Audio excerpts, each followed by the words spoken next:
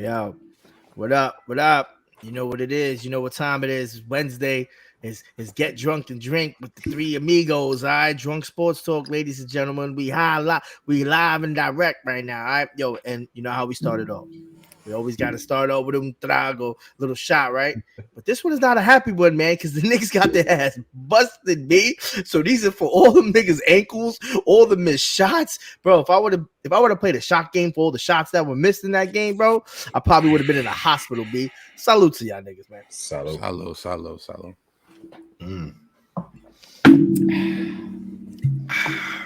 Yo, y'all gonna have to start cash apping niggas because I'm spending way too much money on gear and liquor for this fucking shit. Word. But we need a sponsor ASAP. You know what I'm saying? Yo, Tito's, cut the check, niggas. What's good? Good? Yo, Henny, what's good? What's up? Yo, what's up?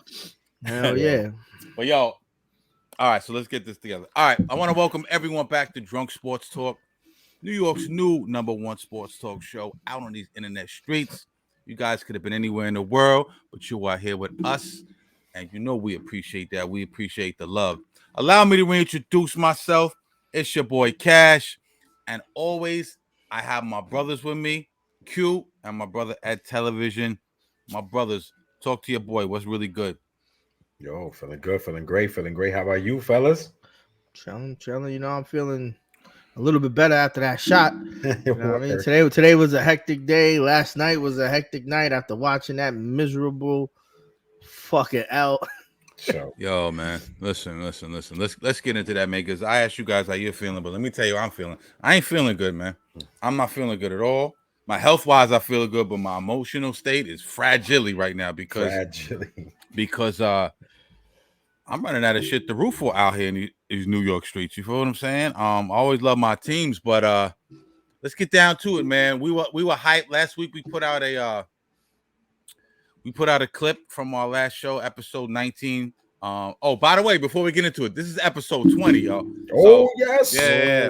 Salute to you guys. Salute to all our supporters. I don't even call you guys fans because you're supporters. You're the Drunk Sports family. Yes. So that's dope, man. We're gonna continue to build, continue to grow, continue to give you great content. We're still babies in this podcast shit, but I must say I'm happy with the growth and I'm happy with the direction of the show. And I want to salute everybody who showed us love and continue to show us love. You know what I'm saying? Thank you. With that being said, let's get down to business, man. All right, the Knicks. Like I said, we put out a clip last week. Knicks are gonna run down on the Bucks, go to Milwaukee, run down on the Bucks, and we was talking big cash shit. You know what I'm saying? And we got our ass whooped, man. You know what I'm saying? We got slapped the fuck up. We got washed up, man. No other adjective I can say that's going to describe what happened. So, look, we get washed up. Let's start with one positive note before we start smashing the Knicks, right? Yes. Julius Randle. Woo! As hard as we have been on Randle, and we've given him love, right? But as hard as we have been on Randle, listen, until he goes to the playoffs and redeems himself in the playoffs, he's still good with me right now because he's having from starting shaky to where he is now. Julius Randle, the second player in the last 25 New York Knicks seasons, 25, to have 25 points in the first half and shoot 100% from the field. Let's hold up. Before we do anything, let's get lit tonight. Let's take a shot for motherfucking Julius. I got a quick stat about Julius too. Now that we're giving him his flowers, Julius Randle is the only player in the NBA with the following stats this season: 200 plus 50 points, 190 plus rebounds, 100 plus assists, and 25 plus 3-pointers. And he not shitting the bed. He not shitting the bed this time around. Hold on, before we take a shot, let's lick a shot and take a shot. Hold on, let me get my gunshots. Let me get my gunshots down. Hold up. Where we at? Gunshot, ready? Gunman them. Let's go. Good man. They gotta stop the disrespect. Look at shot.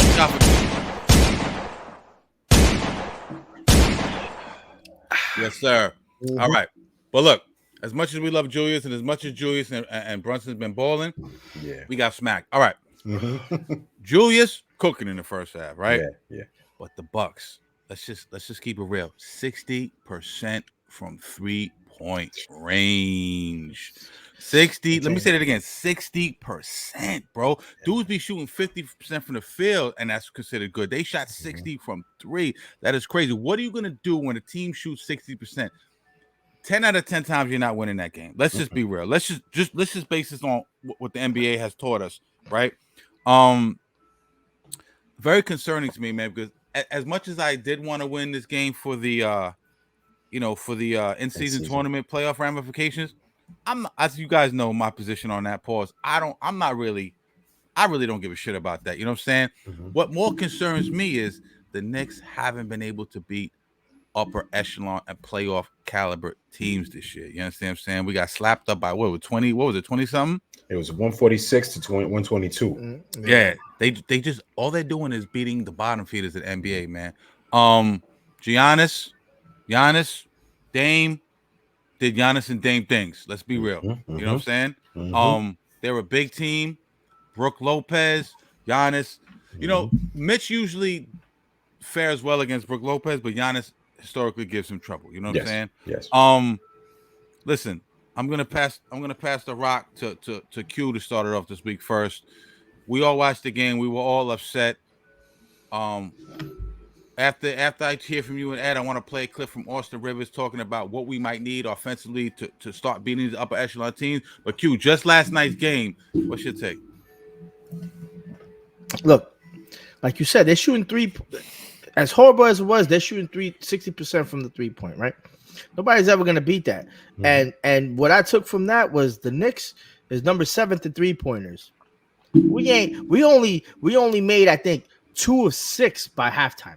So and one good takeaway that I did take away, if we would have made more threes when the game started getting out of control and we started shooting it, because that's when the game fell apart. When we wasn't shooting any, we wasn't making any threes. That's when the game just fell apart. Because the first half we was right there. They were playing good transition basketball. They were doing fast breaks. Yo, it was looking like how they should be matching up and how we expect them to play against, playoff caliber teams. Right? They were taking 2-pointers. They didn't shoot too many threes because they were playing small basketball. They're passing it. Niggas is crossing. Niggas is cutting to the hoop. That's what we want to see. We want to see these big guys, these players run, cut, move, shoot. But second half, it all disappeared. We weren't defending the 3-pointer. And then as good as Randall's playing, I always have to say this: when he gets into the paint, he has no paint moves. As good as he's playing, I still think if he we need him to still hold us down.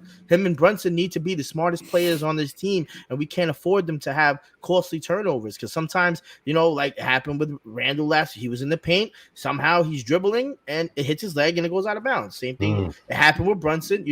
We can't have that, because teams like the Bucks, they're going to take that, they're going to go down, they're going to just make the lead even larger, and your morale is just going to get even more destroyed. And by the time it's 15 up, the closest we got was 9, and then it go back up to 18, and then it'll get back down to 12. You're never going to win playing behind. Granted, we have a great team, but we don't have that team that's going to get us past that ceiling. We're still at that same ceiling that we were last year when we finished the season off. We need something to get us past this. We need, we're right at the door. We just don't have the fucking key, or at least the right key to unlock that bitch and get over the threshold, and that's what we need. And I don't know, we know who it's going to be. And we have a couple of players like Grimes is playing like shit ever since he got hurt with his hand. I don't even know what he's even doing at this point. He shouldn't even be starting. I wouldn't even play him.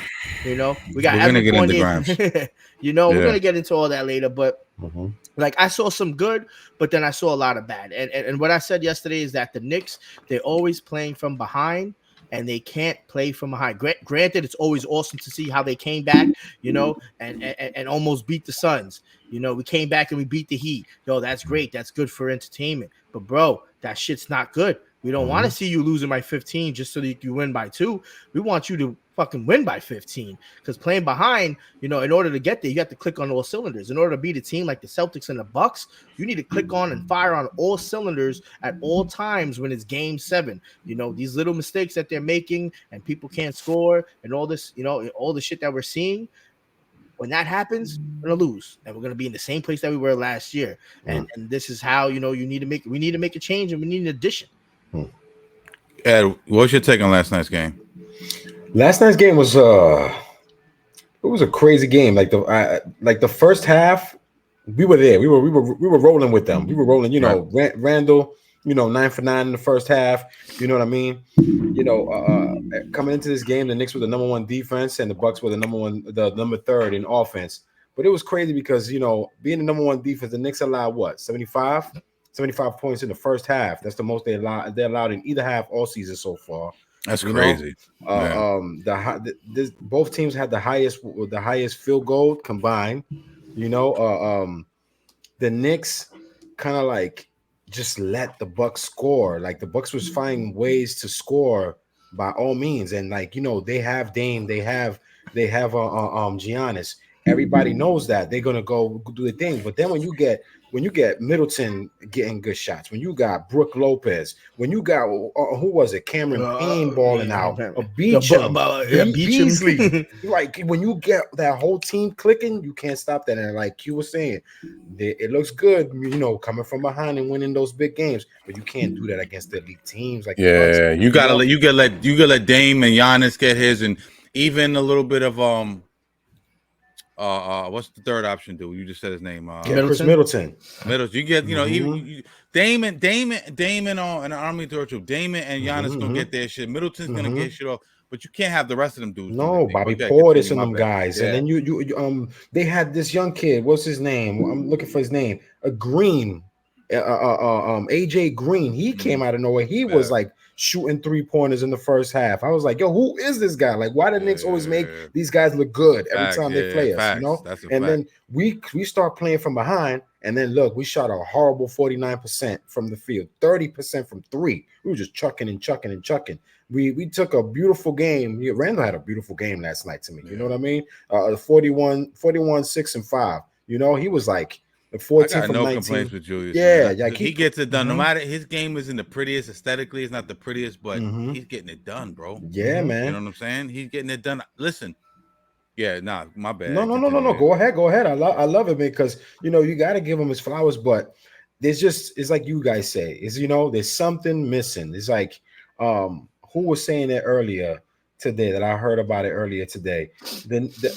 Last night, Kenny Smith was saying, you know, the Knicks don't ever have the number 1 guy on the floor that, you know, like say when you got like when the Bulls, when you got like back in the day, you were going to play the Bulls, you know, Bulls, they never have the best player on the court. Absolutely. Yeah, you know, Jordan was the best player on the court. Yeah. Obviously, every game, no other team didn't have that guy that'd be like, yo, this guy's gonna come in and beat Jordan. Same thing with the Knicks. Like if they play the Miami Heat, you know, Butler's the best player. Last night, Damon and Giannis, et cetera. I could keep on going. Sixers, you know, and B. I don't know. I might have to push back a little bit on that. When they played here, I don't know if Butler's the best player anymore. Okay, yeah, true. Maybe most likely. I'm just. I might say Brunson, but I 100% get your point. They never have the premier number 1 all-star. Yeah, top of the line guy on the court. You know, no disrespect to Brunson. Like I love Brunson Burner. He's been a fantastic Knick since he's been with us the last 2 seasons.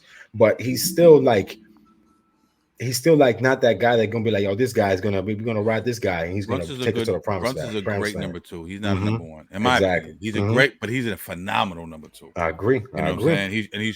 He's having a phenomenal season thus far. He's shooting the lights out right now. Oh yeah. You know, let me play this clip because what I want to play, it's gonna lead into to your point, it's gonna kind of speak to what you were saying.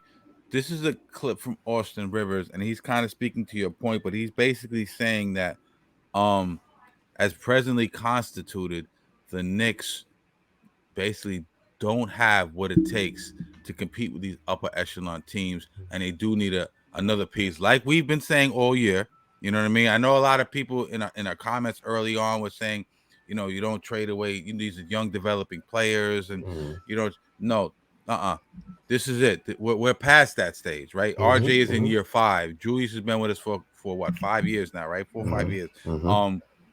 Brunson is the developing past development. He's a star now. He's here now on a friendly deal, right? We're past the developmental stage. We're into the let's see how we can progress stage in the Eastern Conference. But here's Austin Rivers. I will come back and we'll give our thoughts on it. Here we go. They're going to Vegas after that win. The Knicks are not. Math is not my thing, but you had Julius Randle with 41 points. You had Jalen Brunson with 24. Yet that Knicks team still lost by a lot. Yeah. What needs to happen when you're getting that level of production from those two? What needs to happen now? This game tonight for me provided clarity. of just where these two teams are, it's not so much that I have a lot of negative things to say about the Knicks. It's more so they're just not as good as some of these top-tier teams in the East. When your best player is Julius Randle, Jalen Brunson, again, these guys are both hoopers, ballers. I'm a fan of both of them, by the way. But we're comparing them to Damian Lillard and Giannis. We're comparing them to Tyrese Maxey, Joel Embiid. We're comparing them to Jaylen Brown and Jason Tatum. So is it a style of play that needs to change? No, I think they need another piece. They need another piece. They need more help. They need someone to alleviate the pressure that's on Randle and Brunson's shoulders every single night. And I know RJ can be that at times, but I think they need even another scorer. They're not going to get a superstar right now this late in the season, or even though it's fairly early. There's not really any on the market that are trying to be moved other than like a Zach LaVine, and I don't really call him a superstar. He's a star-level talent nonetheless. They need more scoring. They are a good team, but you see when the Bucks and these top-tier teams are at their best, there's just too big of a gap there.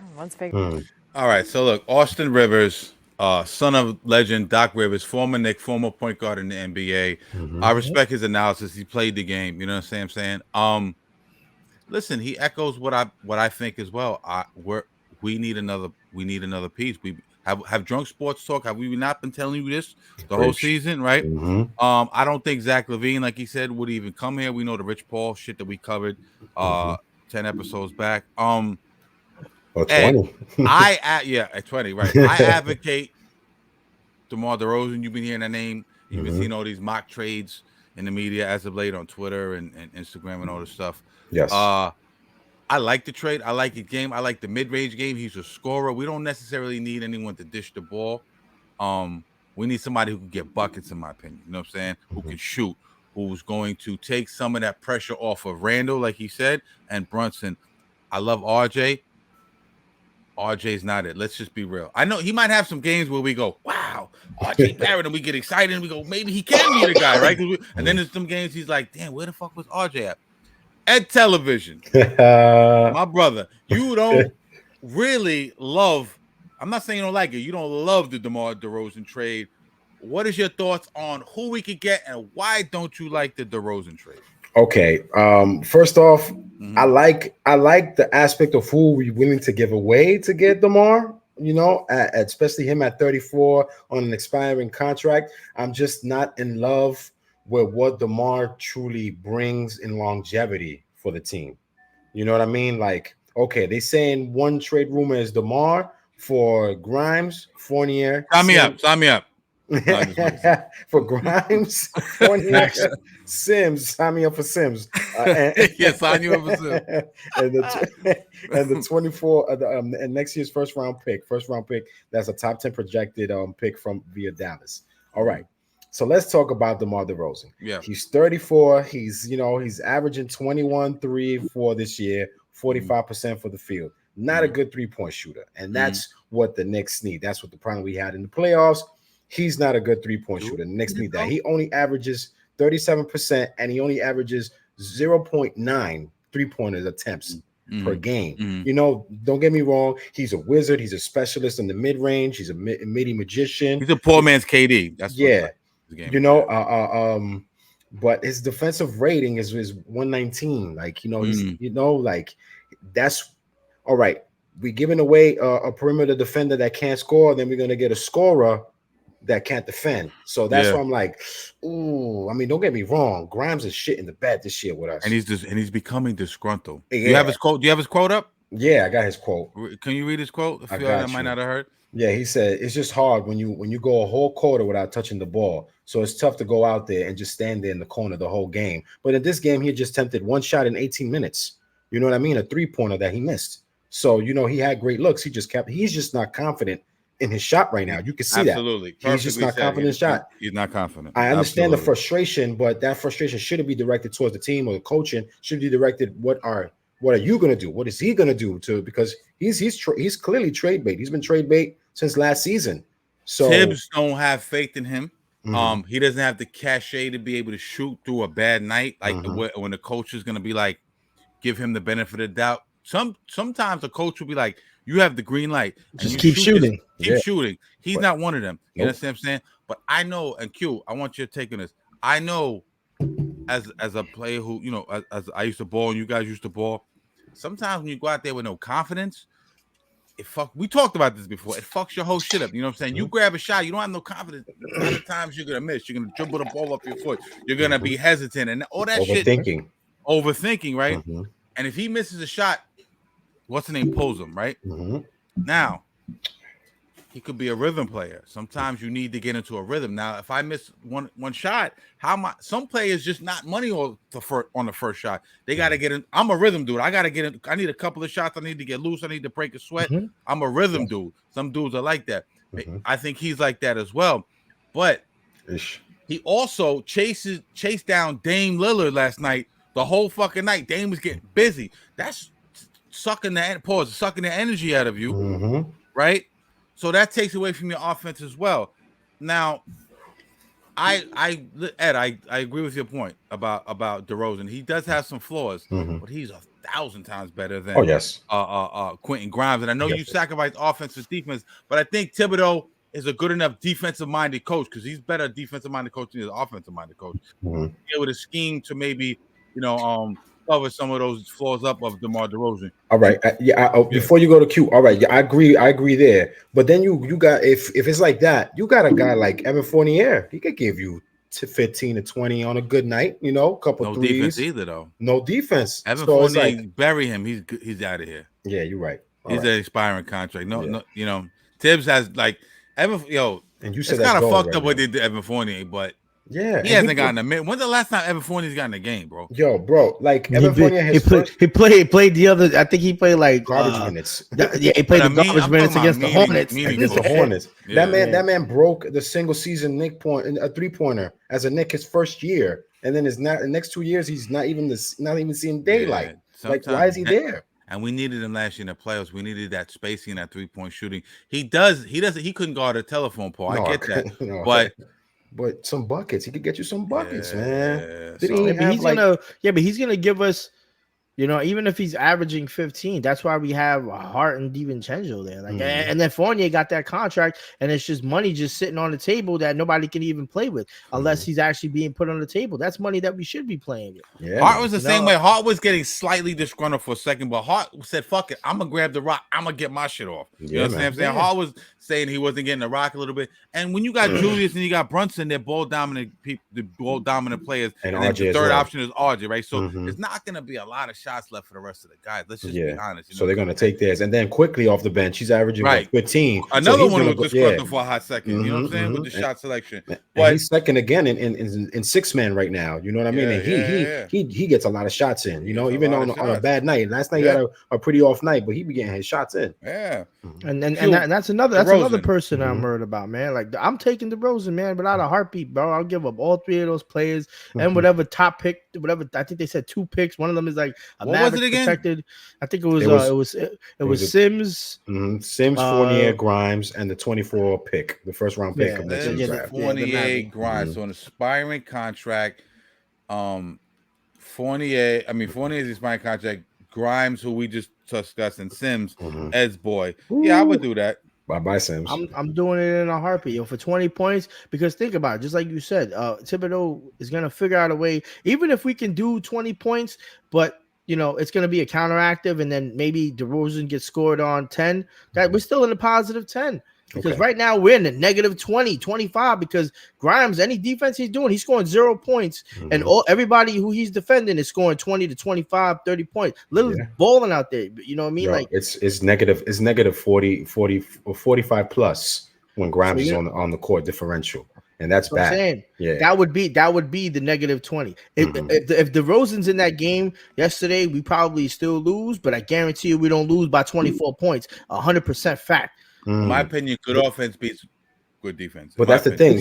Because it's going to change the ball too. So that's the thing with me now. Now, you said we probably would have lost last night even with DeRozan. So you telling me we will still lose in this random Who said that? I said probably. I don't know. But it's also thinking about the game that we played yesterday. I'm not talking about like now if the DeRozan, but I'm just thinking about like how we got our asses whooped. But when you take accountability to morality and all that, like it's probably not even that close. We could be up by halftime. You know what I mean? We could have scored probably 85 points. You're gonna scheme different with a DeRozan. With a different DeRozan. That's gonna open up.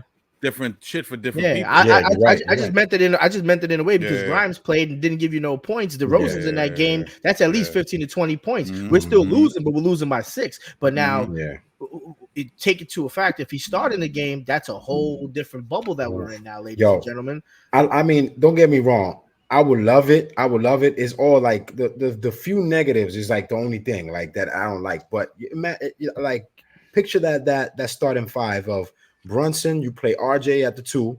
You got DeMar, Randall, and Mitch. That's a good lineup. Like, don't get me wrong. That's a good lineup. That's scary hours right there. And we're not going to do better than that this year. We're not getting a Joel Embiid. We thought we were, we thought we had a little iota of hope in the beginning here, but that's not going to happen. They're playing very well. They the second best team in the East, or the third. As we predicted, was going to take a step forward when Harden gone. You got Bam and Jimmy. They they down there in Miami. You got obviously Jason, Drew, and the fourth. Yeah, Jason Tatum, Drew Holiday, and Brown up and Porzingis. And Porzingis. And then the Magic are balling. I was going to say the Magic is balling. I got a ton of dudes, you know what I'm saying? So young and I think of it like this, because when I saw that trade, and I told one of my boys last night I was chilling with, like, think about it. We get DeMar DeRozan, we lose Fournier, we're gonna lose Grimes. We're gonna lose Grimes, whatever, and a pick and Sims. All right, that's fine. Boom, we get DeRozan. Now, we still have to figure out what we're gonna do with quickly. Because it's either we're gonna lose him or we try to sign him, which he's probably not gonna accept whatever we're gonna offer him. We're gonna lose. We're gonna lose him, and I really don't want to lose him for nothing. To be, I hope if we lose him, we better get like monstrous picks. If we lose him, do we bring RJ off the bench? Well, this is what I was thinking. Is that even if we lose quickly, we get DeMar DeRozan. Next year, we can try to get Donovan Mitchell. Get Donovan Mitchell. DeMar DeRozan goes. How does that lineup look though? A lot of log heavy wing and guards though. But that's the thing. If we get DeMar for this year, you think he'll re-sign with us next year? Because his contract is up next year. It's possible. It's possible he'll stay with us. He said he wanted to come here. Yeah, he said Miami. That seems Miami to be all the players' thing lately. The New York or Miami, right? Like that seems to be like where everyone wants to land. Let's say let's just play GM. Let's play DM. Good way to put it. DeMar, Brunson, RJ, Mitch, and Randall.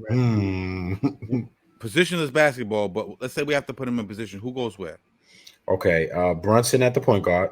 I'll say you put RJ at shooting guard at his original position. What about Mitch? Mitch will play center. Donovan Mitchell. Oh, you talking about that Mitchell? You talking about Donovan? Yeah. Oh crap! Yeah. No, I think DeMar DeRozan. We're gonna have to, if he really wants to come. DeMar could be the 3. DeMar could be the 3, and RJ. Where does RJ go off the bench? RJ comes. Either DeMar or RJ coming off the bench, but we need that because we're losing DeMar quickly. or RJ's coming off the bench. No, but that's what I'm saying. But whatever it is, but that's what that's gonna give us at least another 15, possibly 20 off the bench because we're losing that quickly. Yeah, exactly. You know what I mean? And that's what these guys need to understand. Like, these players are only playing because they want to shoot all the time, and they like, and this is something that I've been thinking about too. Like, people don't like, these players don't want to win no more, bro. You got to understand. You might have to take some sacrifices in order to win a chip, man. Because I understand you got to get some money to protect your family and shit. But homie, you ain't working at Home Depot. You ain't pumping no fucking gas. You know what I mean? Like, you living in a high rise building. You making some bread. All my niggas at Home Depot pumping. You know what I mean? Like, you getting endorsements. They're gonna be all right, man. Like, these guys, I would sacrifice to take off coming off the bench. At one point, Ray Allen was starting. He had to come off the bench at one point. Jamal Crawford was starting at one point. He's coming off the bench. Iverson, Iverson. Russell Westbrook, he said fuck y'all and he bounced. Russell Westbrook. Tracy McGrady. You know what I mean? Like, Westbrook crazy, ain't like it either though. I know, but like, let me ask you this. But I get your point, though. Mentality that they have to have in order to win, because that's what we're gonna need to, and that depends, and that's gonna be leadership, and that's gonna have to come from. They're gonna have to feed it to them, and they're gonna have to sell it to them. Because if you guys want to really win, this is what's gonna have to happen. You know what I mean? Because in other sports, you know what I mean, like you put like hockey or some shit like that, I'm pretty sure these niggas would be like, fuck it. we gotta win. Tell me what you need to do. I'll fucking hit the shit out of that dude. You know what I mean? You're right. But listen, I now that we're talking about constructing rosters, if we wind up losing quickly, I agree with you. We need some heavy picks back. We can't let them go for nothing, or some kind of player that's gonna help us out a while. But also, there's one, I won't say big free agent name out there, but there's a guy out there that he got into a little situation this year. He's a low key, he's a baller. Been having a couple of issues his last two teams. But let me get to his name. His name is Kevin Porter. Point guard, play with Houston, play with Cleveland. He's a low key, he's a good baller. Imagine if the Knicks could pick him up for free agency. Yeah, the kid is not bad. He's averaging, he averaged 19 points. That's dope, man. It's a good find, right? You know what I mean? Like just to fill holes for for this team, because that's the thing. We gotta. I'm finally seeing the light of what y'all been saying for a while. What a lot of people been telling me for a while. You gotta give up to gain. So all right, so I'm looking at the other side of it, where the grass is greener for me.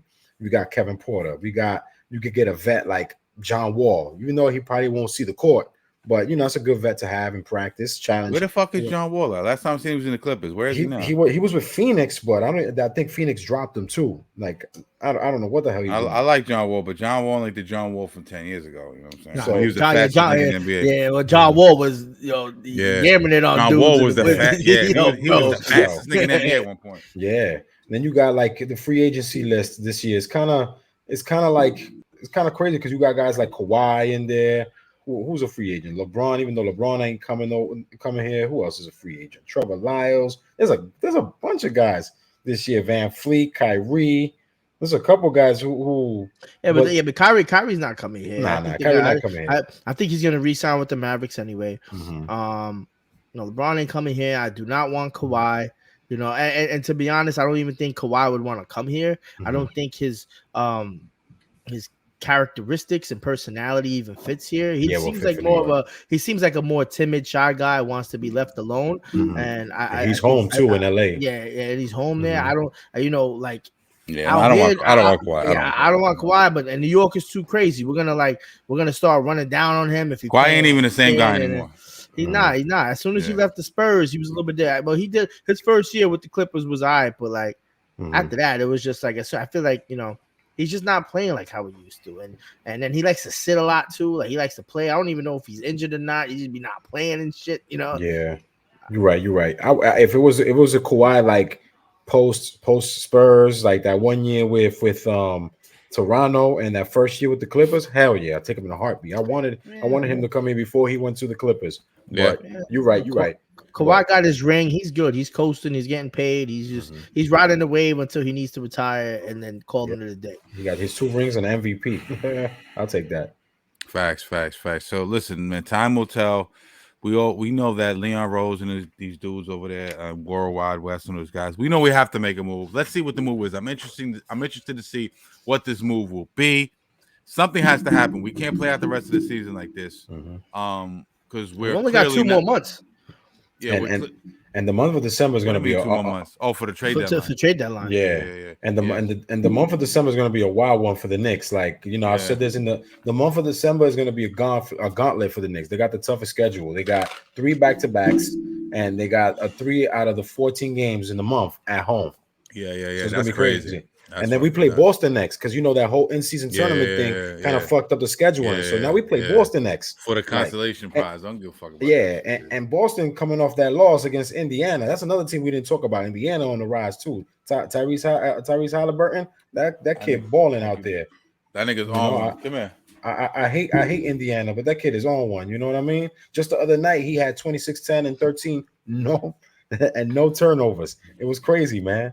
Yeah, facts. You know what I mean? Tyrese is balling. Indiana's balling. The only problem with Indiana, no motherfuckers don't play no defense. So. Yeah, exactly. That's the only thing. But they run up the score on you, though. Yeah, they run up the score, but they're a good highlight reel. They're a good team. They're just gonna have to run. They're gonna run into a team that plays some defense. They're gonna have a problem. They literally like that Phoenix team with Kevin Nash, Stoudemire, the Matrix, and them guys. Like a Mike D'Antoni team type shit. Exactly. Yeah, that 0 to 60 team. So we will see. We're gonna ride or die with our guys no matter what. But let's transition a little bit to another team that we're not sure. Well, we know they can't beat anybody fucking good, and but even so, they still have a chance to make the playoffs. And you see what I'm repping, right? You see that? You see that? Hold up. You already know, man. Like, yo, New York Giants. Don't make me bring out my NASCAR jacket, B. You know what I'm saying? You know what I mean? We stay with the shit. Nah, but listen, real talk. As crazy as it sounds, man, New York Giants, as much shit as they put us through this year, heartbreak, up and down roller coaster, injuries, just a whirlwind of emotions, man, right?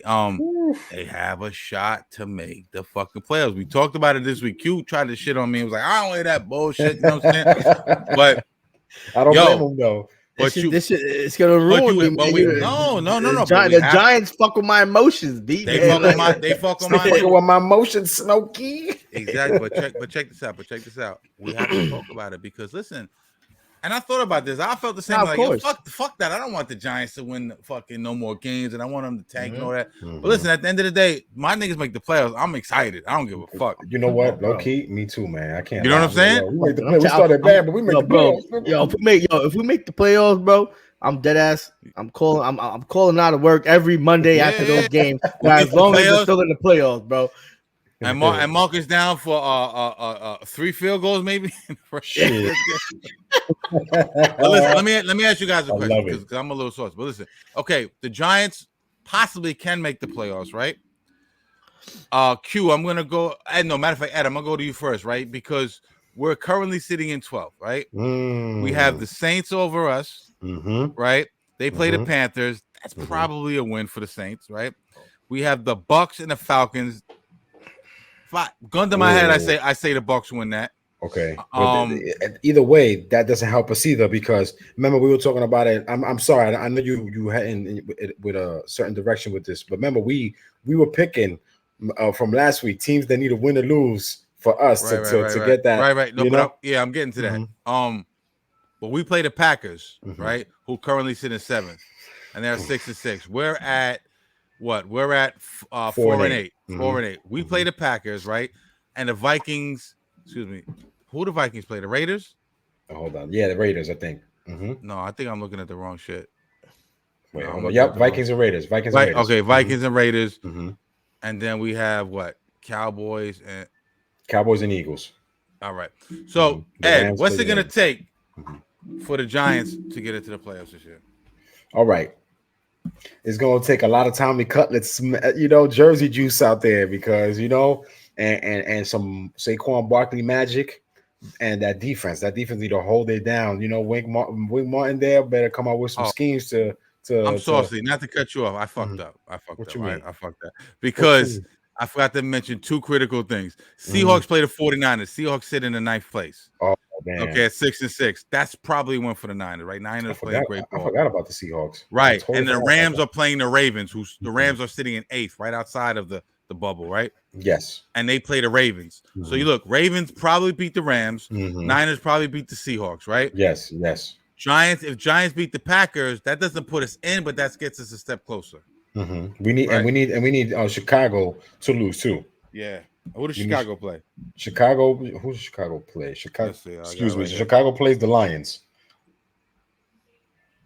Yeah, and they're right under us. Yeah. Okay. Chicago sit at 4. I think the Bears definitely lose that because the Lions. They play the Lions. The Lions losing last week, right? The Lions lost last week. Lions are gonna beat the Bears, bro. The Lions beat New Orleans. They lost on Thanksgiving. Oh yeah. Bro, Lions beat the Bears. The Lions beat the Bears. No, of course, any day. Yeah. But I think my bad. I didn't mean to cut you off. I'm drunk. No. It's fine. It's perfectly fine. I think it's gonna be a long shot. It's gonna be a miracle. For us to make playoffs, because in a perfect world, every team that we need to leapfrog over, we'll probably would, scheduling wise. But I don't see it happening. What I do want to see is how they're going to develop this whole quarterback situation for the rest of the season. Are they going to take patience for this rebuilding year? Because you said something, Cash, a while back, a few episodes ago. You said that even if we don't get a top 3, top 5 pick, we'll still get a good first rounder. Yeah. You know what I mean? So Yeah, I'm like, absolutely. I'm looking more towards the future. But coming back to the playoff picture, it's gonna take a lot. It's gonna really take a lot. I know Q don't want to hear it. Q's over. Q's like, fuck it, let's go for the pick. This, but it's gonna take I a don't lot. even want. Nah, man. Like I don't want to go for the pick because like at this point they got me like. They got me like on a one night stand thing. You know what I mean? I think Shorty gonna call me back, man. So I'm waiting by my phone, B. You know what I mean? So I'm waiting by my phone. But I could always be realistic. You know what I mean? Like in order for them to do it, not only do we need other teams to lose and certain teams to win, which are going to be bad teams. So we need bad teams to win, decent teams to lose, and we still have to come out of this last 5 games with at least 4 wins. Yes. And we have to, if we don't split with the Eagles, we're done for. We're about to play the Packers. You know, we saw what the Packers did to the Chiefs, which now I'm retracting my statement because I don't think the Chiefs are going to the Super Bowl. If they're going to be playing like that against the Packers. No, Ravens and AFC. Ravens. In my opinion. No, I agree. I think the Ravens are coming out the AFC too. I think it's Ravens Niners, which is going to be insane. You know, and the thing is like, to Q's point, the teams that we picked last week didn't come out on top to help us. You know, because it's like you said, the Pack beat the Chiefs. You know, we picked Detroit over New Orleans. That helped us out. The Rams beat the Browns. The Bucks beat the Panthers, and the Jets didn't help us out. They shit the bed for us, and they didn't beat Atlanta. You know what I mean? So we need some kind of help to leapfrog. You know that's my thing. That's my thing with the whole thing, because I feel like DeVito's playing pretty confident right now. The defense is hitting its stride, you know, slowly. And Saquon is gonna be Saquon. Saquon is not having the monstrous number year that he's mostly had because he was injured a couple of games, but he's doing it up. He has 865 total yards. You know what I mean? So he's having a pretty good year, not to his standard, but you know, hopefully moving forward, he'll get it over that. He'll get slightly over 1,000, I would think, right? What is he? 865? He said he's a 865 total that, you know, as receiving and he was hurt. What? How many weeks? Like 4 or 5 weeks. He has 697 rushing yards in total. You know, one rushing touchdown. I think missing 4 games, and if he hits 1,000 rushing yards, that's a phenomenal. That's a hell of a fucking season in my opinion. My thing is to end my discussion, my part of the discussion about the Giants. We just got to go after Green Bay, because this kid Jordan Love, the last 5 games, he's been balling. You know, he's 4-1 the last 5 games. You know, 1,034 yards, 11 touchdowns, 2 intos. He is balling in the last 4 games. Yep. Yeah, and the last 5, he's 4-1. What's his QBR, like 118 or some shit like that? His QBR, he's 61.3 percentage and a 90.2 rate right now. Nah, so it's higher than that, really? Yeah, I mean, hold on. His QBR for the season? Oh, really? No, QBR, my bad. Yeah. My apologies. I think it's like over 100. I think it's either 100 or over 100. Yeah. Yeah, I think it is over 100. I just read some the rating he had, but you know, all right, you got it. In the last 5, he's beaten the Rams, he's beaten the Chargers, Detroit, and Kansas City. Those are some good teams he beat. You know what I mean? So Rams is all right. The Chiefs is a little bit different, and the Chargers is flipsy, man. The Chiefs are the only one that I would think that are on a other and not Detroit tier level. You know, Detroit is, but I don't know. I still think Detroit needs a couple more things, man. I feel like, I don't know. I just feel like they just be shitting the bed. I don't know. I don't think it's the coaching, because I do feel like Dan Campbell is gonna win Coach of the Year. He turned his fucking team around, but I still feel like there's certain like in-game decisions, like this stuff still happening with the Lions, that the issues that they make, I don't put them in the next tier. Obviously, they're tiers away from and ahead of where they were last year. I just don't see them going far into the playoffs. They'll make it, but I don't see them like winning. I put them like at like a Vikings team right now. Oh, you know yeah, I mean? 118.6. My bad. 118.6. All right, which is phenomenal.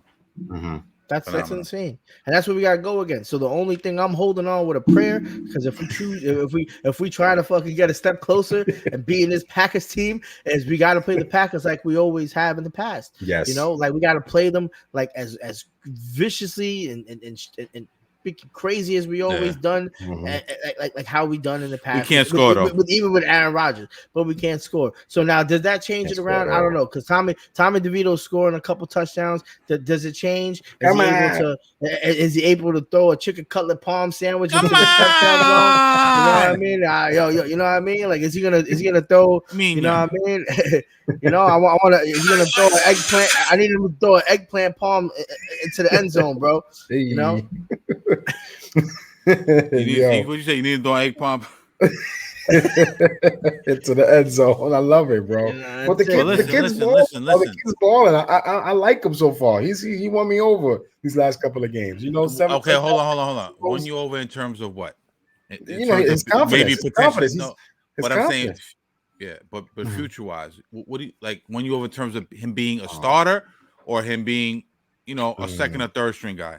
Okay, well, I know we spoke about this whole QB controversy. I know Tyrod is probably out, so it's gonna be between him and DJ.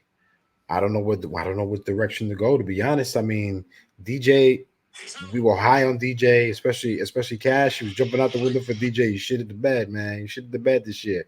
Maybe the injuries. I don't know what's going on, but I will give DeVito a shot, man. What's the worst that could happen? Maybe he could be our Brock Purdy. Maybe he could be our Tom Brady. You just never know these days. When it comes to quarterbacks these days. Look at Browning in the Bengals. He had a great game last week, and nobody ever suspected that. So I'm like, just go ahead, go with Tommy.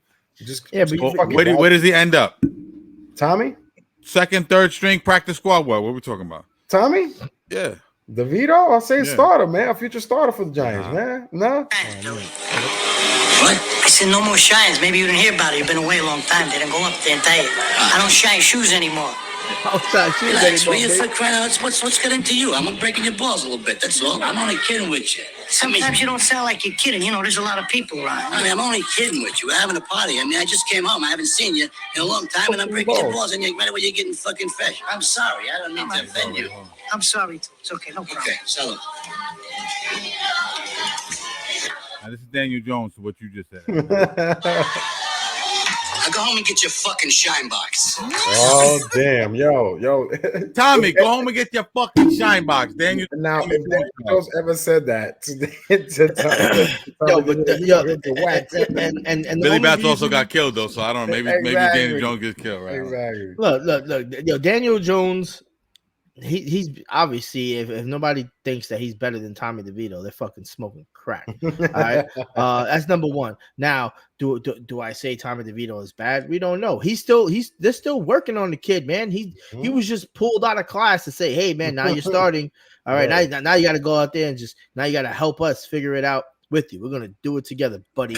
And you know what I mean? But I do think he should get the second string, but I'm still a little shaky on that too. I want to see what he does these next 5 games. I want to see what he's going to do with the Eagles, because like, if you're going to be a backup quarterback, you're going to be playing the Eagles twice, the Cowboys twice. That's 4 games, bro. Like, if you're going to show me that you shit the bed 4 times a year or jump, and depending on what the other schedule is going to be like for the AFC teams and the rest of the NFC teams, that's the type of evaluation we need to do with these guys. But he still has a lot more to show us. Now, for Daniel Jones, like, the only reason Browning had a good game was because he has fucking Jamar Chase. The reason Brock Purdy is so good because he has Ayuk, McCaffrey, and fucking Deebo Samuel. The reason that freaking Jared Goff is having a phenomenal season, he got St. Brown. Like, all these quarterbacks have always one thing in common, and that's the exact same thing that the Giants do not have. We don't have a number 1 wide receiver. You can't tell a quarterback, to make what you got, and then that's like giving a fucking a mechanic, hey, you got a lift, but we only gave you a couple of screwdrivers. Now you got to make this car go and run and fix it. It doesn't work like that. But if you look at the Giants' trajectory, I agree. But if you look at the Giants' trajectory, besides like Plaxico and stuff like that, like look at the second time we won the Super Bowl. Who was like our number 1 guy? Like, we didn't have like, oh my God, he's the number 1 guy, like a number 1 guy in the league. We had Mario Ham, and Hakeem Nicks. Like, those guys wasn't wild. And Victor Cruz, like, and everybody used to shit on Victor Cruz. I'm like, I used to have Victor Cruz back all the time. You know what I mean? I just like. I don't think niggas should have. I think Victor Cruz is loved out here. Like, I know, no, he in New York, but I know a lot of niggas used to shit on him, like, oh, he wasn't a number one guy, whatever. But the thing I like about the Giants is like even last year we made it to the playoffs without a number one guy. This year we get Waller get hurt. You know what I mean? The kid is doing pretty decent for what he got. He got Saquon, but he's doing pretty decent. He's finally Hyatt out there. You know, he's showing love to Hodgins, Wendell. So I'm liking the direction. Maybe I'm going a little bit too off the wall saying that okay, he should be a starter next year. But maybe I was just like I don't know. My point is I don't know. I don't think so, but this is what we're gonna do. We're gonna take the rest of the season and evaluate. That's what this is. You know, you got 5 more games. As so far right now, if you say gun to my head, season ends today, where do you put Tommy DeVito? I say backup quarterback. You know what? I'm lying. I say third string quarterback. I say we bring a good backup in here, you know, and then I say, you know, we figure out because, you know, Danny's going to start next year. Let's just be honest. You know what I'm saying? Danny's going to start next year. Is he going to be back healthy like to the beginning for the beginning of the season? Yeah. All right. If he is or he's not, when he's healthy, he's going to start. They're giving him $40 million. I doubt they're going to give a nigga playing $40 million and let him sit. Bench time, right? You know what I'm saying? So he's going to start. Now, I don't think he's going to be here the year after. So I think Joe Shane and these guys are going to have to figure out what we're going to do now in terms of maybe going. I don't know if we go out free agency. See, I don't know what to do. I mean, like, there's so many holes we have. I don't know. Like, I don't even think next year we're going to be that good. I think we'll be a little bit better. But are we going to go get a left tackle? Right? We're in need of a left tackle. We're in need of a right tackle. We're in need of a right guard, a left guard. A corner. You know what I'm saying? Yeah, because we're going to lose Adoree probably, right? We're going to lose Adoree. I like Deontay Banks. I think that's good. I think Pinnock, and I think what's the other safety's name? Isaiah Simmons. No, he's like a safety linebacker. McKinney. Yeah, McKinney. McKinney's good. I we talked about. I like the secondary. We like McFadden. McFadden's good. McFadden, O'Keefe. I think we're great over there. We got to see what happens. We got to see what the dynamic is with Dable and Wink. We talked about last week, right? But I'm just talking about in terms of offensively. I don't think defensively we're the problem. I think we got some good talent defensively, and I think what's the other linebacker? We didn't give him his props. Thibodeau. Thibodeau, yeah, we got to give Thibodeau's props. Shout out to Thibodeau. Okereke. We said Okereke. Okay, my bad. I think defensively we're going to be fine.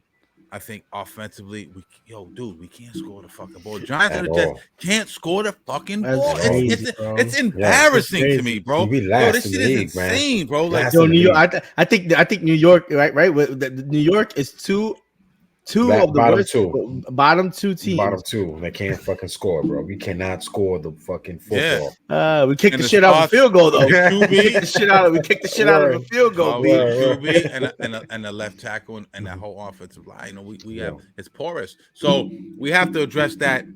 Giants and Jets, matter of fact, but we're talking about Giants. We have to address that O-line. Right. So do we wait a year? Do we try to go get a premier offensive tackle? Maybe there's a couple of them out there. Maybe during the offseason we'll run through all the potential stuff. Right now we won't do that. But do we go out? I think we actually maybe should address that. Secure that up as best as we can. Danny got one more year. If we can get a quarterback, and if they see a quarterback that they like, that they might be able to draft maybe at a lower first round, maybe mid-second, whatever he's early second round, go for it. But if not, let's secure that line.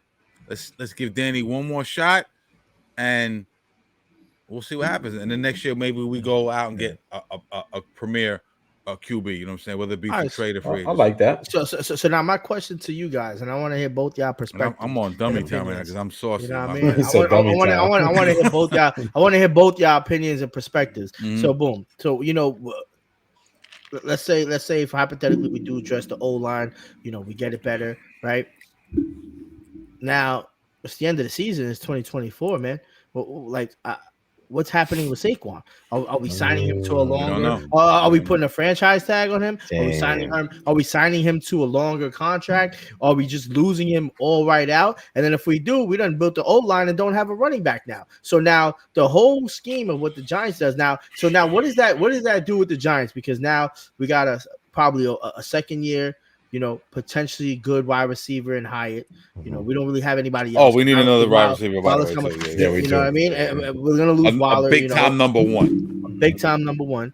So now we don't have any of that, but we got an O line, but we still don't have no offense. So now, what do you guys think is going to happen with Saquon? I want to hear what you think is going to happen with Saquon, man. That's a great question. I don't know. We go into every offseason kind of like with the same question. Yeah, man. What does my heart want? I want Saquon to stay. He's a Jersey kid. He's from the area. He's been loyal to us. He's been the only exciting thing in fucking just watching shit performances every week. He's been the only like bright spot in this dark fucking times that we living in as Giants fans. You know what I'm saying? So I want him back. Now I don't know necessarily. I think they want him back. But I don't know if the numbers are going to match up. That's my only thing. You know what I'm saying? I think Joe Shane wants him back. Joe Shane, remember he said he's not moving him at the deadline, right? Obviously. Is Saquon want to come back? I think he would. Does he really though? He probably would just for loyalty. But don't you want to win somewhere? Yeah, but I don't. It's like you're not getting the money you want, and you're gonna lose. I wouldn't want to come back. Me either. And I would want him to kind of go. Sorry, Ed. I want him kind of go somewhere and win something, man. I don't know. If you got a good offensive line, you could create holes for to get a decent running back in here. You've seen the Cowboys do it with Pollard when Zeke was on his way out. You've seen different teams do it. I don't know. Yeah, but we don't have that. Pollard was already. We can go out there and get a running back in free agency, or even draft a running back. Running backs are down a dozen.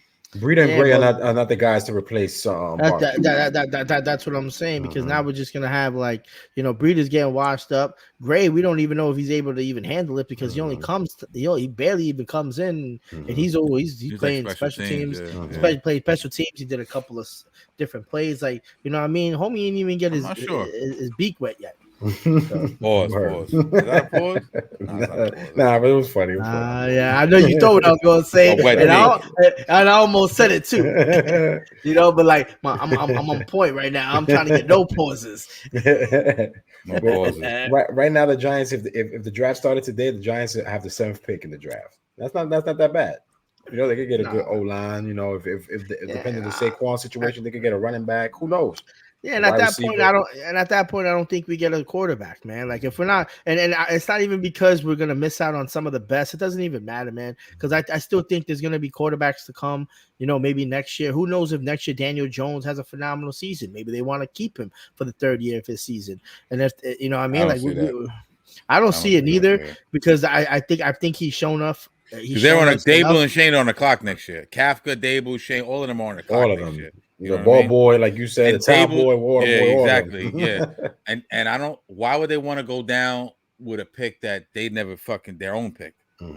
This is from the previous regime, Daniel Jones, right? You know what I'm saying? So why would they allow? Why would they allow signing him for something if they because what was the alternative? Like people seem to forget it wasn't paying him much less. Nah, it doesn't work like that. He was gonna leave if they did. They didn't pay. He's not the top.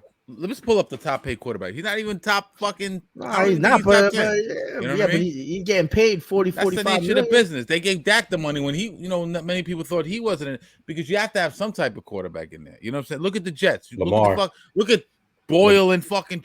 Boyle's not even on the team anymore. But Trevi, Simeon, and all these guys. You have to have some type of service. What's Lamar Jackson getting paid? No, I'm sorry. It's Joe Burrow. You're getting 55. Right. That's what I'm saying, so we got $15 million. I think that's crazy. Yo, pull up where Daniel Jones is top paid quarterback. Can you do that, Ed? I guarantee you he's not in the top 10. No, he's not. You know what I'm saying? You know what I mean?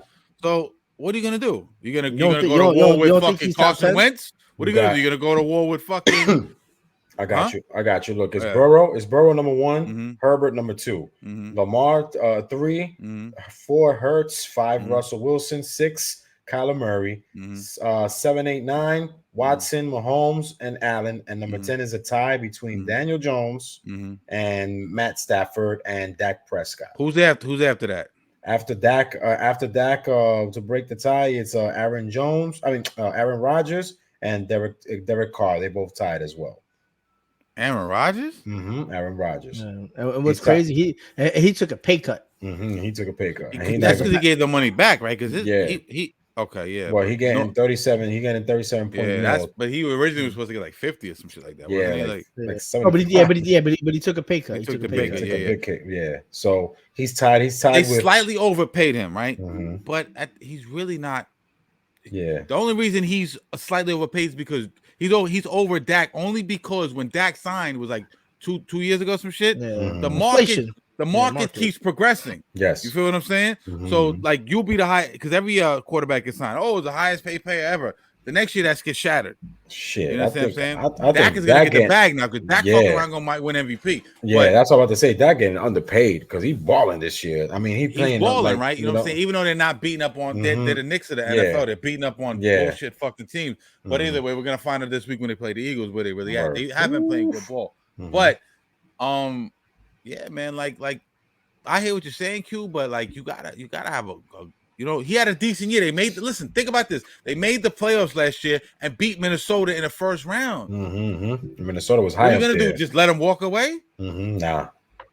So, he shit the bed badly against the Eagles, though. But that's the Eagles were the best team. But Eagles the best team last year. Last year, the Eagles had the second best defense in the league. This year, they're like in the low part of the NFL, like 20 or some shit, 25, whatever the fuck it is. You know what I'm saying? The Eagles were ridiculous defensively and offensively. Yes. So I as much as I'm a homer and I wanted the Giants to win last year, Q, me and you watched the game together at your crib.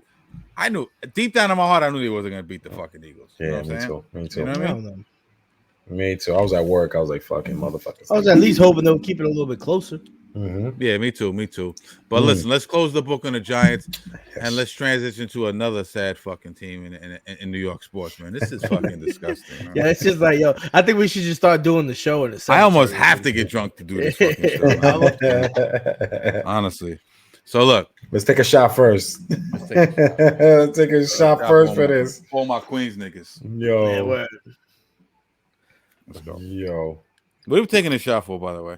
Yo, for the Mets, the good old Mets, baby. Cash don't even know. He's like, fucking, I'm taking a shot. For good old Mets. A shot for the Mets. Remember, I'm the Bronx nigga wearing the Mets jersey in the logo. So remember, I love the Mets too. Word up, son. Word up. That's real. That's real. You know what I mean? Salute to the Mets. Shout out. Salute. All right. So let's talk about this a little bit. Okay, so look, and I wanna preface this by letting you guys know I am not the hardcore baseball fan. Okay, I'm a casual. Do I go to a lot of Mets games? Motherfucking right. I go to at least 5-6 Mets games a year. You know what I'm saying? And I watch the Mets. You know what I'm saying? But when it comes to like analysis and all that, I'm not gonna be the guy you want to go to. But I do have an opinion to say the least, and I know you guys do as well. So Mets not a great year last year, right? Disappointing year. The year before, I think they won 101 games. Last year, didn't do too well. Really didn't make the playoffs. Kind of fizzled out, shit the bed, like you guys like to say, right? Yeah. Everyone kind of thought that Billy Epler, the general manager last year, kind of had the inside track on Shohei Ohtani, right? Shohei Ohtani, maybe the best baseball player who's ever fucking lived, right? A guy who can fuck a lights out pitcher and a fucking lights out hitter, right? We never seen that. We've never seen that ever. Back to back MVP too, man. Yeah, he's a fucking exactly. He's a unicorn, right? But listen, so we all kind of thought that, you know, the whole narrative was like Mets are gonna make a play for Ohtani in this offseason, right? Possibly Soto as well, right? You know what I'm saying? I always like Soto. When Soto 2 years ago when he was getting ready to get moved to the trade deadline when he was with Washington, I was like, yo, I love Soto. You know, we need to get him. Then he goes all the way with Manny Machado and the Pirates and all them, and I was like, damn, that's hated crazy. it. You know what I'm saying? But nevertheless, maybe we all know Steve Cohen, King Cohen, the richest owner in baseball. We're all like, yo, Steve's just gonna break out the checkbook and just write. You know what I mean? That type of shit. But that's not the case because from what we're hearing, the Mets are now out on Shohei Ohtani, and out on Juan Soto. Now, I was a little disappointed, but I kind of understand the reason. Definitely on Ohtani. One, he's had 2 Tommy John surgeries, right? It's gonna cost a boatload of fucking money, right? He doesn't necessarily, and this is widely known, he doesn't necessarily want to come to the East Coast. He likes the West Coast. He likes California. He likes the hot weather. Like I said, it's gonna cost a shitload of money. So I can see why I don't think as much as the Mets are being out on him as he is being out on the Mets, if that makes any sense to you guys. You know what I'm saying? And also his man resigned from the Mets, Billy Epler. Right, his man resigned, right, he's the one who got him to the Angels. That's why it gave the Mets that was the whole plug. That was the whole plug. Since he left. Plus, we have a new coaching staff, a new player, president of baseball operations. You know, we're kind of in between this weird little phase of, you know, you heard Steve Cohen in the State of the Mets last year say, we're going to kind of build toward the future, replenish the farm system a little bit. Yeah, but we're also going to kind of try to get some free agents. So they're like in this weird space where they're not 100% rebuilding, but they're not 100% going out and just going to spend money recklessly on free agents. You know what I'm saying? We kind of want to responsibly build this team back. And Soto's a similar situation, right? But I want to get into this. Yamamoto is we're definitely playing the Yamamoto sweepstakes, right? He is one of the hottest fucking commodities in baseball. Yes. A lot of teams are trying to land him, including our dudes across the bridge where you rest at the Yankees. Listen, Yamamoto is a baller, man. 25 years old, 7 years pro in Japan, 1.72 ERA, which is insane. Yes. I think in the last 170 games or some shit like that, he's given up like 10 home runs or some crazy shit like that. Maybe 2 home runs, some crazy shit like that. I don't even know the exact stat. And in 164 innings, he has 169 strikeouts and 28 walks. Right. So he's a baller, right? But a lot of people are trying to get him. We would love to get him. We have Senga. We just got Cervino from the Yankees. Not a great starter, but I like to sign 1 year, $13 million. 1 year, $13 million. Middle to back of the rotation pitcher, right? Yeah, he has a lot of good stuff. Kind of didn't really perform that great in the Yankees, but taking a flyer on him is fiscally responsible. Yes. Maybe we catch lightning in a bottle. I'm okay with that. Yeah. Add that with Ohtani. Add that with Senga. We still got Quintana, I believe, right? So Diaz is coming back. Right, Diaz is coming back. We got to see how he is. So that's the pen or whatever. But we have to build that rotation up, right? We need a couple of bats in the lineup, but we do have to secure the starting rotation, right? Yes. Ed, your take. Yamamoto's coming here. Are you happy that they're out on Ohtani and Soto? And what's your take on that whole situation? I mean, I really wanted Ohtani, but since Epler bounced, I knew once he resigned and we signed this kid David Stearns, I was like, that's it, we lost. I know for a fact Soto does not want to come here. He'd rather wear pinstripes or stay in the West Coast. You know, he's been saying that. I've recently heard that. And he's a rental, whoever gets him this shit. Exactly. He's a free agent next year. Exactly. And I heard that on Dominican radio, on some Dominican radio show, that he don't want to play, for the Mets. Like he said, he don't want to play for the Mets. He wants to play for the big dogs. My niggas, but you know what I mean? He wants to play for the big dogs. Now, Yamamoto, we the big dogs. Fuck y'all talking about, guys. Word up. But if we add Yamamoto, that's gonna be a pretty good addition, especially because we're gonna lose what's his kid's name? The young guy that took the hip surgery, David Peterson. So I feel like Yamamoto is gonna be a good.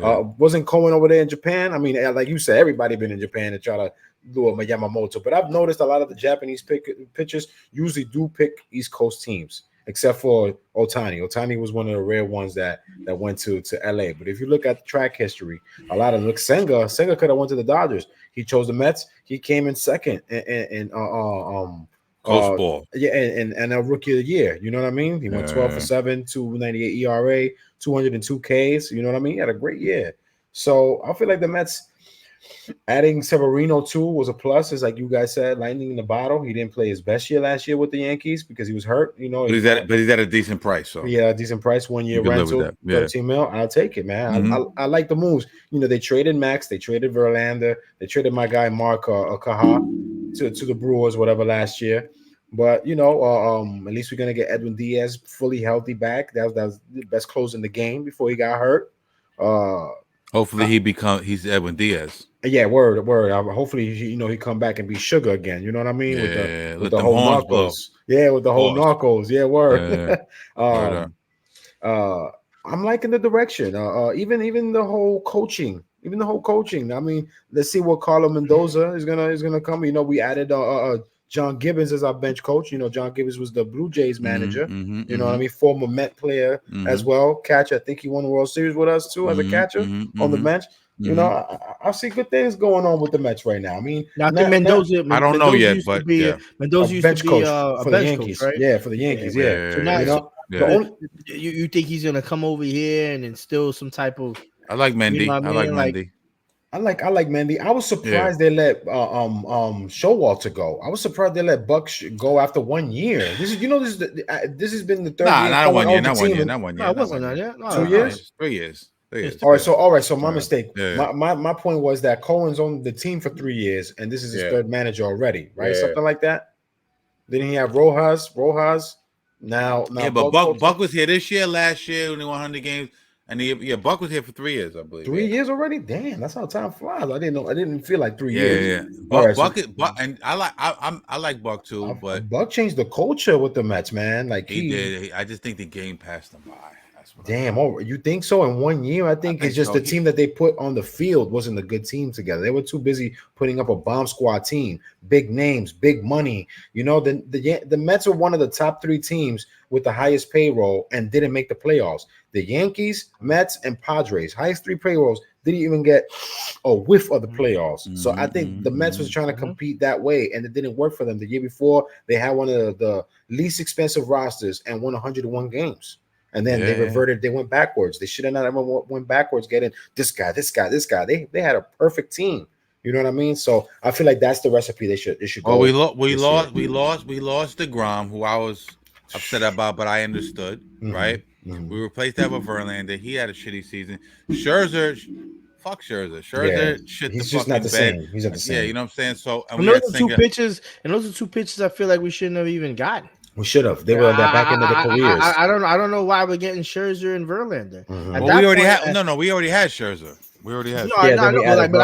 But I don't know why we're keeping them. You know what I mean? Like we're just keeping these guys along and just riding the bike. Like for that, I'd rather fight for DeGrom. Regardless of everything. Fuck it, I ride with he won us a couple Cy Youngs. You know what I mean? Like we already know he's lights out. I'd rather keep him. But then but I understand what the culture is too. You need to bring some new.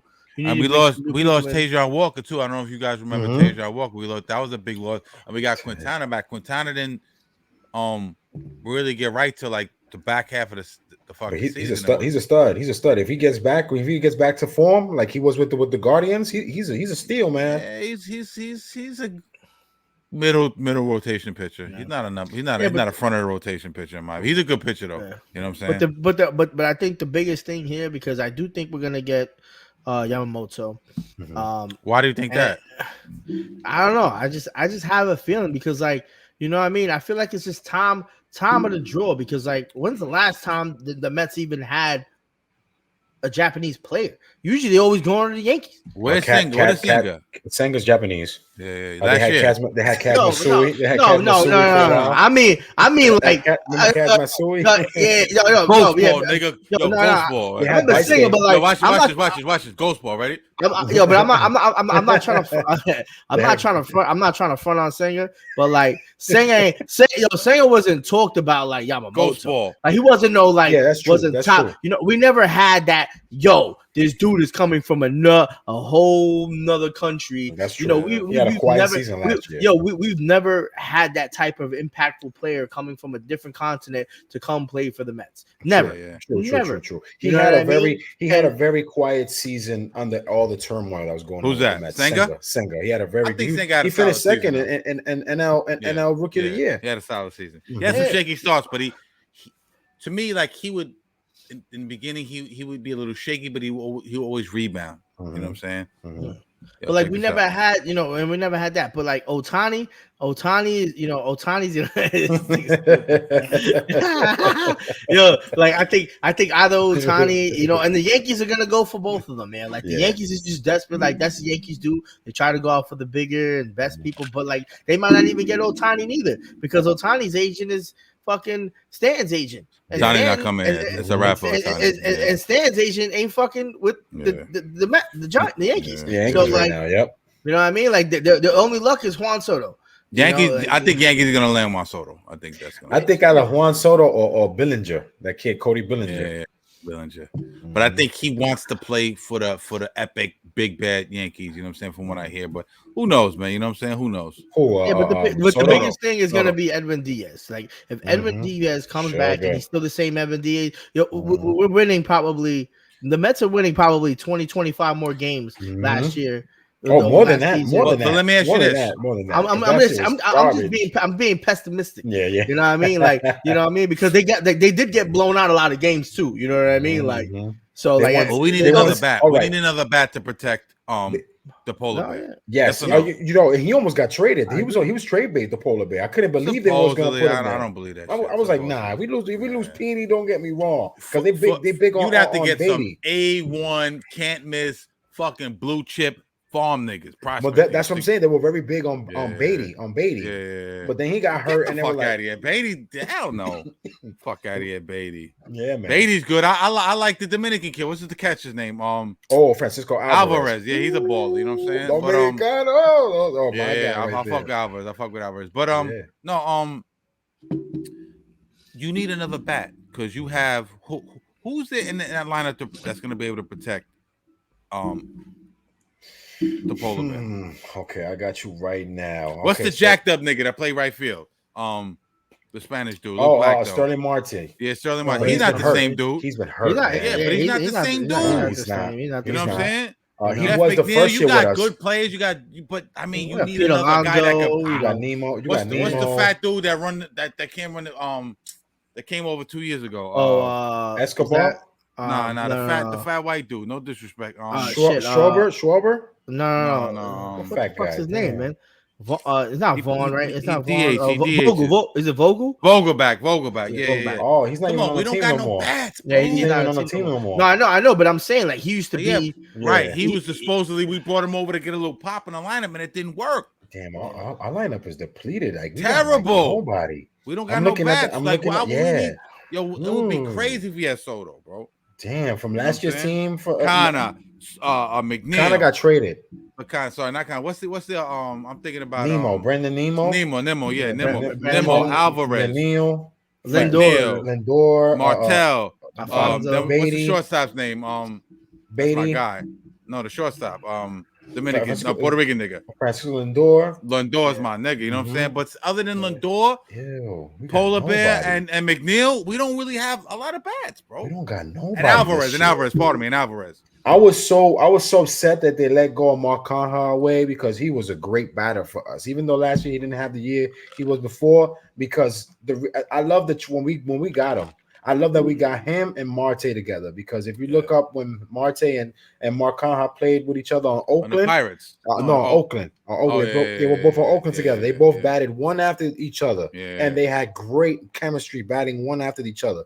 That transition when the Mets got him that first year, and Buck took full throttle advantage of that, and he did the same thing. And wasn't Marte though? Wasn't he on the Pirates though? Wasn't he like his best years in the Pirates? No, I'm talking about Mark Conha. So Buck did the same thing with Marte and Conha. Played them one after each other, and the magic worked. But this year just didn't fucking work for them, man, because they were both hurt. So many injuries, it just wasn't working. But this was just this shit was destined for doom as soon as Edwin Diaz goes down on, you know what I mean, like the World Baseball Classic. Just I don't even know what he was doing. The homie was celebrating. He was celebrating. But he didn't even jump that high, bro. Nigga, I think homie got like I fucked the bullpen up, but still like. There was a lot of holes in that shit, man. Like Verlander was old, Scherzer was old, Singer was new. Cookie Carrasco, old, had a bad fucking year. Quintana hurt. Marte not the same guy. You know, he had some bright spots. Beatty, Alvarez, Lindor started off very slow. Very slow. Even Alonso started slow and he warmed up. Slow. McNeil didn't have the same year. Doing a lot of that shit. So there was a lot of reasons why the Mets weren't the Mets, but McNeil wasn't batting because McNeil went from the batting champion to not doing nothing last year. It was just insane. And this is why I say that, because like when something like that happens, that shit is astronomical, bro. We all knew he was that key piece. He was that Mariano Rivera, bro. You know what I mean? When you lose that dude, yo, that shit fuck with your morality, bro. Like that's team dimension right there, man. That's like, damn, guys, what the fuck we gonna do now, man? Like 55 games. You know what I mean? Like you're gonna go into every game just thinking, damn, man, yo, we're only up by 1, but we don't have our savior, bro. Like, you know, these players are going up there, and it's a quiet ass sport, bro. It might be loud in the stadium, but they're thinking in their head when they're at bat, like, shit, I gotta make a play. I gotta hit this ball. I gotta do this. I can't get hurt. I'm getting hurt. I'm playing like shit. Like, this shit was just destined to be ruined. As soon as that happened, and that happened a month or two before the season even started. Shit, in the World Baseball Classic. They beat DR and they were celebrating, and he broke his shit. I was like, damn. And to Q's point too, they won 75 games this year without him, right? So Q said that's like 20 games extra he would have won. That's like 90 something. They would have made playoffs right there. So you can see the impact. And one thing I got mad at them too is that I understand why they did it, but I got mad. Our only good closer we had last year was David Robertson, and they traded him. Only guy we had and they traded him too. I forgot what team they traded him to. I was like, what the fuck? Y'all cleaning the house over here? Yeah, I think we should have. Yeah, we should have kept him as we should have kept him as a reliever. Yeah, you know, for this upcoming year, I'm like, come on, guys. I don't know what they're doing. I didn't know the direction they were going last year. I thought I'm leaving New York. Fuck New York. You just got it. Where can I go? No, I got back almost 5. I've been back almost 5 years now. Man, you still just got here. Yo, you could only leave again until you stayed here again, as long as you did when you was in Virginia. So that means you got another. The contract is another 5 more years, and then after you here for 10 years, then you can leave. Yo. My man gonna do LeBron. I lived in New York for 33 years, then moved for 10. I've been back 5. Listen, let me tell you something. New York, 5 more years. New York is crazy, man. I'm going to Florida. I think he's talking. Who's good? We got the Dolphins. Who else we got? We got man, that's it. You just got the Dolphins now. Yeah, that's it. Well, you got the Orlando. Magic. I'm out. Yo, I'm out. I'll see y'all. I'm gonna start a shit drunk sports talk. The Florida edition. You got the Marlins, but you got the Marlins. They trash. They were good for a hot second. Yeah. I mean, they were better than the Mets this year. I mean, they won like 10 more games than maybe I go to Texas.